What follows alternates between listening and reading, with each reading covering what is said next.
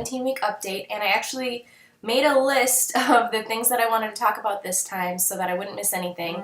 But I didn't make it in any specific order, so it might be a little jumbled. I'm going to go ahead and start with my weight. As of now, I have still not gained any weight. I am 17 weeks in 1 or 2 or 3 days.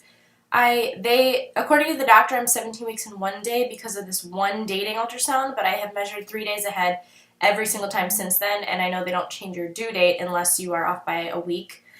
And if you're off by more than a week, I think that's bad. Anyways, but so I'm around the beginning of 17 weeks and I haven't gained any weight.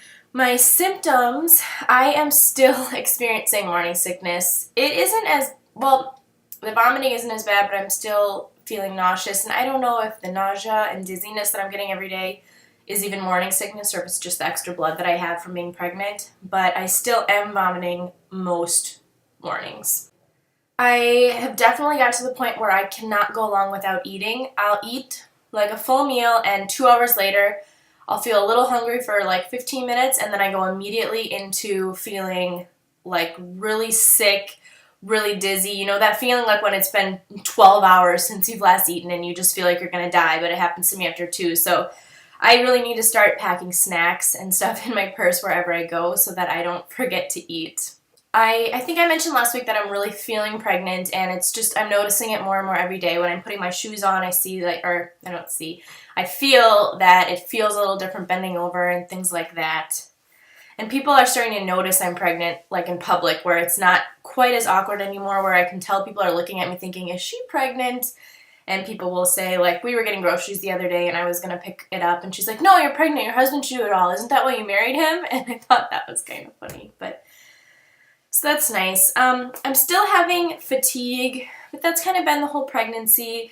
And then I'm also having shortness of breath, and this is new for me. And I know seeing lots of other people's pregnancy videos that they experience this, but it's kind of new for me where we're on a walk and I kind of have to slow down because I'm running out of breath. So I'm assuming that will only get worse and not better, but it's not that bad yet. Something that is new for me this week is I went to the dentist, and this is really, really bad, but I went to the dentist in college, and didn't have any cavities, had a cleaning, and that was several years ago, and I hadn't gone, and time just kept escaping me, and I didn't make an appointment, so it had been way too long since I went.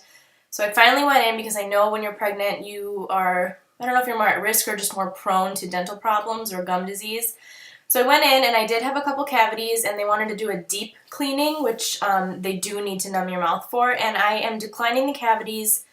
Not declining. I am waiting to have them filled until after I have the baby because the dentist said they're not that bad and that would be fine, and I am terrified of having things like that in my mouth because I've never had Novocaine before. Well, lidocaine, not Novocaine. So I went in for just the deep cleaning, and they numbed my mouth, and it was really uncomfortable and it made my heart race, but it was approved by my OB, and it is safe. Lidocaine is safe during pregnancy. For me, you should definitely ask your doctor before you do something like that, but it was just an uncomfortable experience. I hated it. I don't want to go back to get the cavities filled, but I know that I'll need to, but I just hate the dentist. That's a little off topic from pregnancy, but that is something that also happened this week. I have currently still not felt any movement. I've had a few times where I thought maybe I felt something, like it just feels different than something I'm used to, but I just don't know. And I cannot wait until I can place it and say it's the baby, because watching other people's videos, it seems like there are people that at 17 weeks are like, the baby's kicking all the time and it's so great, and I just want to feel it, but not yet. So I'm waiting for that patiently. My next appointment is a little before 20 weeks. It's going to be on March 13th, and that is for the anatomy scan. And in the meantime, I have been starting to look for a midwife because I'm starting to think, I've been really thinking more and more about attempting a natural water birth because the new hospital by our home does have tubs. And, it's my first time. I don't know what I'm getting into, but I at least want to try. So the problem I'm having is finding a midwife that will be supportive of me whatever I choose, because it seems like it's kind of whatever side you're on, you feel so strongly. Like the doctors are like, no, you need a certified OB, you need to do it our way, you need to make sure the baby's safe at all times. And then there are some people out there who go natural, and I'm not saying this is everyone, but who say, doctors are evil, they care nothing about you and your baby, they just care about money and getting you in and out as fast as possible, and they don't care. And it's just, I want someone in between who's going to care about me but not judge me if I decide I want to get the epidural and, do what's best for the baby.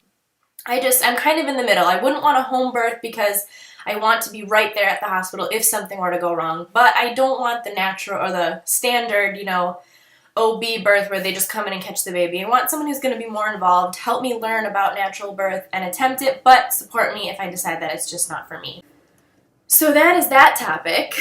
I don't have any baby buys this week because I just don't have any baby buys this week. We just didn't really do much shopping. I want to do some, but we've been really busy. We have a lot of things going on. My birthday's coming up and stuff like that. The final thing I wanted to talk about is I have been having a lot of sore back problems and I'm starting to look for a chiropractor, but in the meantime I've been taking Epsom salt baths.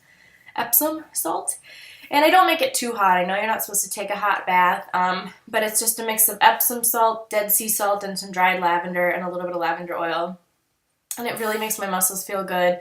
I have heard from some people that because it ups the magnesium in your body, it can be dangerous, but then I've heard it's totally safe. So I'm going to ask my doctor at the next appointment, but if you have any knowledge about that, feel free to share it below. As far as the heating pad goes, I also put that on my back, for 15 minutes at a time. I would never put it directly on my abdomen or anything like that, but I know some people have concerns about that, and the way I think of it is if it's not raising your body temperature and it's not directly on the baby, it seems like it should be safe. I'm going to ask about that as well, but if you want to share what you know about that, that would be great. And I think that is all I have for this week, so I'm going to go ahead and do a belly shot, and then that will be all. Okay, so here is my 17-week belly. And it feels like it's growing really fast at this point. It just feels like it's getting really big. So here it is.